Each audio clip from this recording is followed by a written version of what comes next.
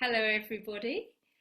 Welcome to Enigma Day, and I think it's number 30, possibly. And today we have Vanessa Vromans in New South Wales, Australia. Vanessa, have you got an Enigma of the Day for us? I sure do. Um, First of all, hi everyone. Lovely to see all your faces. And big thank you to Ilana for putting this project together. A wonderful project. I need to change the screen so I can see you all. There we go. Sorry, getting there. Yep. Okay, so Ilana sent 5 wonderful tunes. They all have numbers, and when I first started playing klezmer music, I was listening to lots of recordings, and everyone was putting these wonderful medleys of pieces together. And I thought, well, I didn't choose these tunes, but I'm going to try to find a way to put them all together into one big medley. So I'm still in the process of finding tempos and keys and that kind of thing, but I just wanted to invite you into my process, into my world. And I'm going to start with a tune that I've been playing for years that I absolutely love. It was recorded in around 1910, also in the Ukraine, by a violinist, old recording of Joseph Solinsky playing. So I thought I'd start with that and then play a mega medley of all the tunes that Ilana sent me. And then we'll have a nice chat about it afterwards. Here we go.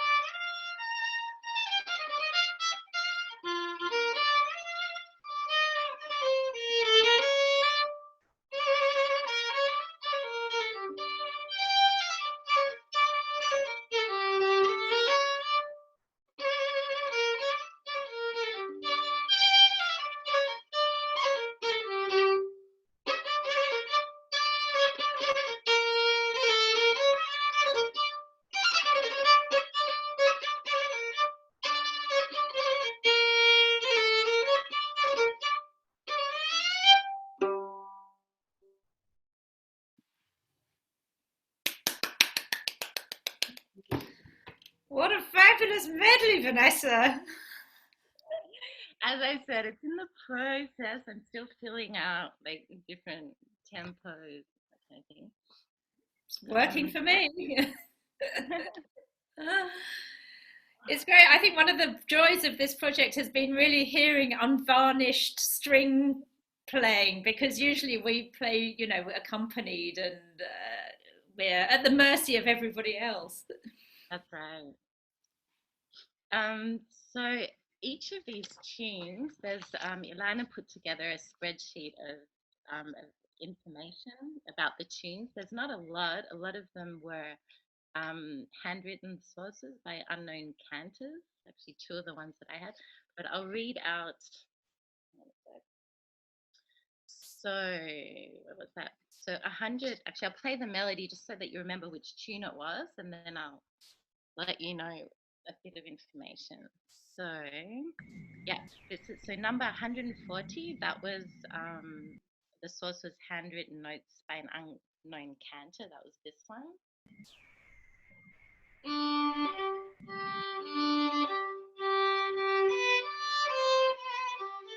That melody. And there is, we have a recording performed by the choir of the Belaya Tserkov Drama Studio, Reuterblicken, which means red sights. It was recorded in Belaya Tserkov in Kiev region on June the 3rd, 1929 by Moshe Beregovski. And I'm going to try to share, there's an old recording of that. I'm going to try to share that with you so you can hear it. Oh, you've disabled it, Ilana. Are you able to let them hear that that melody, that recording? Do you want to do the next one and I'll try and line that one up? Yep, sure. Okay, so that was number 140. Then after that, I played number 35. That's this one. Actually, I just played the melodies as it's written, very straight.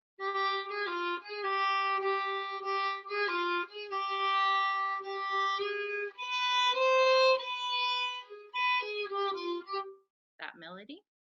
So that's number 35. And that came from a comedian in Kremenets, excuse my pronunciation, Gubernia, which was recorded in 1913. After that, I played another handwritten source by an unknown cantor. That was number 69, the one I played in E minor.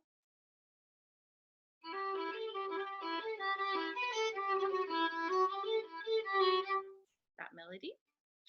And then I ended up with number 105.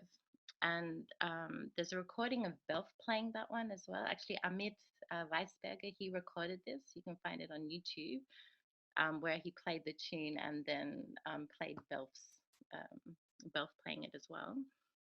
Here it's written, it's a sound recording of H.I. Weizmann in Berdichev, Kiev province in 1913.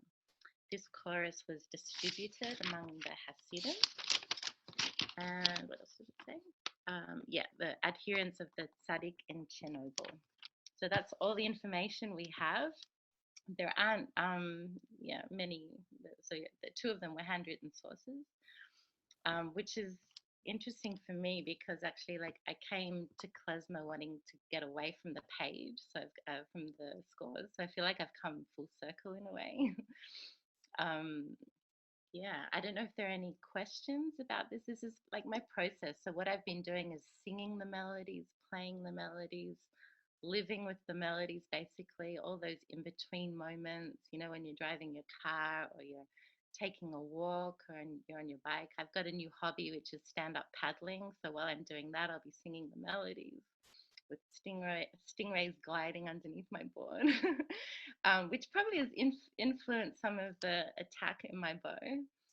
But so it's just like living with them, and this is what's come out of it. But it's, as I said, a work in progress, but beautiful melodies. Thank you, Ilana. I wouldn't have learned these otherwise, I'm sure.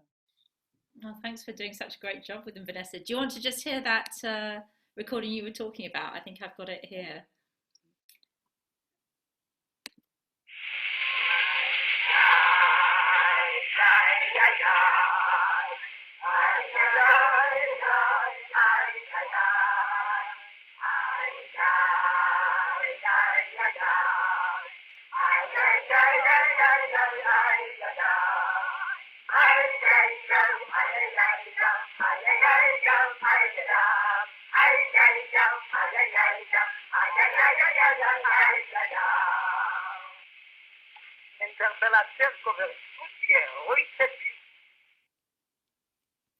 So that also really inspired me to work with tempi, with different tempos, because you hear it really changes. They get faster, slower, and I just I took a lot of liberties there, but let the melodies show me the places really where to slow down, and some of it was just sometimes I played it one way, sometimes I played another way, and whichever way resonated more with where I'm at the moment, that's how I ended up playing it. So that's my process. And any questions? Let me see the chat. And he's saying it sounds like a Czech or Austrian dance piece that he plays with his band. Oh, okay. I'd love to hear that. I guess it's not surprising given that the Hasidim kind of like to take in music from the cultures around them and make it, bring it closer to God, as it were. So that would explain a lot of the tunes that don't sound that Jewish. Yeah. There's another question about whether you have a regular gig down in Well, I just moved back to Australia in December, right on time for the bushfires. Now there's COVID-19. I'm at a place in my life right now where it's time for something new, and I'm not quite sure what that is. I'm really happy to have these Nigunim to play around with. No, so to answer the question, I don't have a regular gig, but if I do, I will post it and let you know for sure. Well, we're missing you here in Europe, Vanessa, but Australia's lucky to have you back. Two of my favourite people are so far away, but at least we have this electronic connection. And you and Ernie have hooked up in terms of being on email to each other, I think. Is that right? Yep. And how long were you away from Australia is one of the questions. Oh, wow. 24 years. Yep. September 95. Yeah, I grew up in Canberra, and I've always lived in cities. So it's really interesting living in a little coastal village on the New South Wales coast. I'm loving it here. It's really beautiful. I've posted lots of nature videos on Facebook if you want to have a look at some videos of the surroundings, the wildlife. It's really beautiful. Very inspiring place to be. Yeah, and there are even people down there who like Klezmer. I was there last year, and we had a little workshop, and it is indeed one of the most beautiful places on earth, I think, actually. It's incredible. Look, Vanessa looks so well. I've got the heater on, like the highest you can put it on. We've got howling winds outside, and it's very, very cold, actually. We've hit autumn. Yeah. Morgan's asking from Perth, are there opportunities to play klezmer music with others if you're not in lockdown? Here in Tambula, you mean? Yep. Who knows? I have yet to meet the local musicians here, but there are a lot of musicians around, so maybe hopefully there's some interest. After lockdown, I will go exploring for sure. Otherwise, you'll have to teach the kangaroos. That's right. Chum.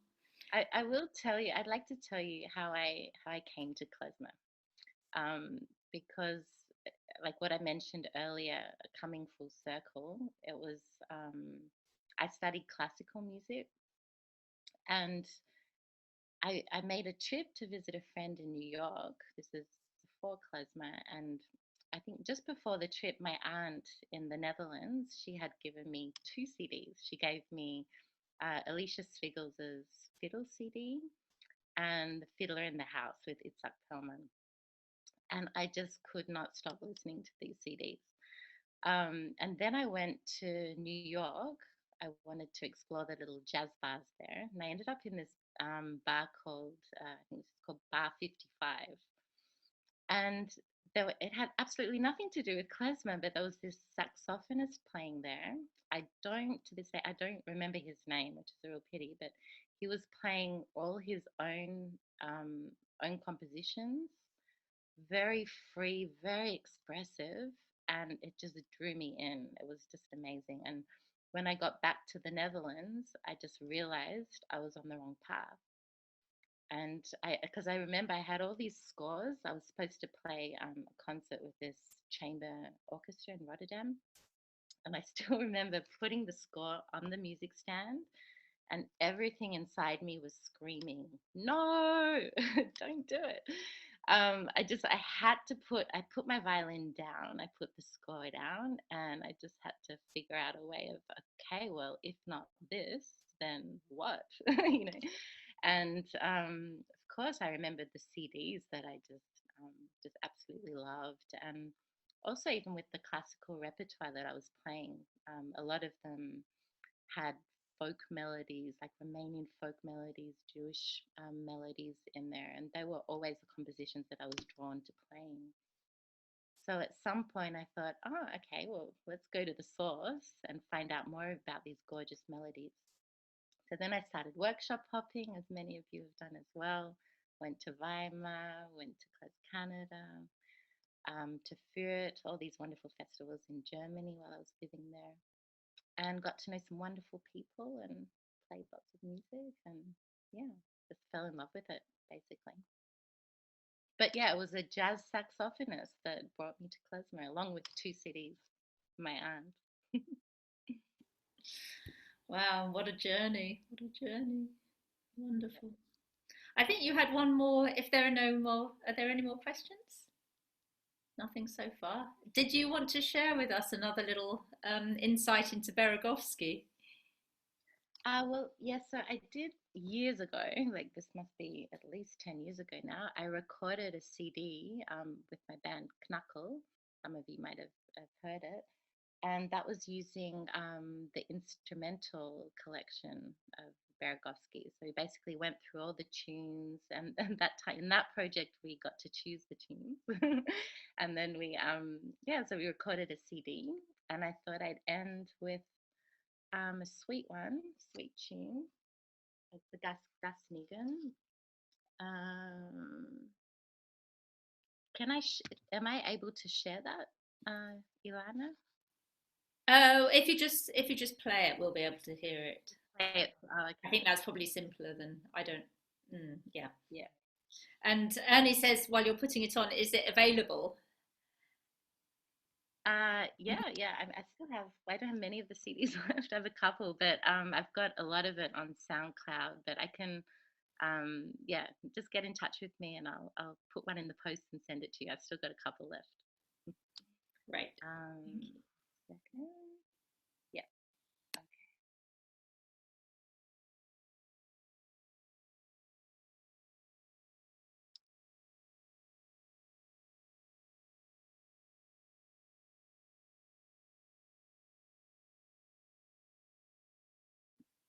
Sure. Not hearing anything. You're not hearing anything. Oh. Can you hear it? You could sing it. I wonder why that's not working. Hmm.